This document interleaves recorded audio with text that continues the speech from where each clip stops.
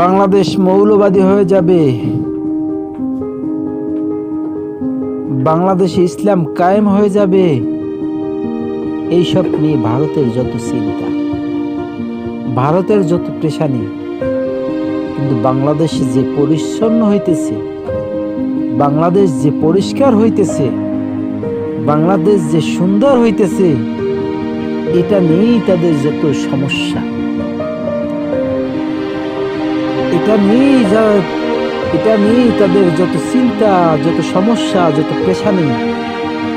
বাংলাদেশ উন্নত হইতেছে, কি হইতেছে বাংলাদেশ?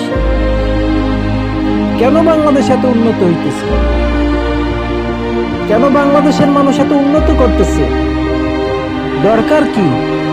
যেভাবে আছে সেভাবে থাকুক, মানুষ কষ্টের মধ্যে জীবন কাটাক, না খেয়ে থাকুক, শ্রম করুক, শ্রমের বিনিময়ে টাকা না পাও, এটাই তাদের চিন্তা। কত ভালোবাসি বাংলাদেশকে, বাংলাদেশের মানুষকে। একটু বুঝুন, চিন্তা করুন, আমাদের কত কাছের প্রিয় দেশ, মহব্বতের দেশ।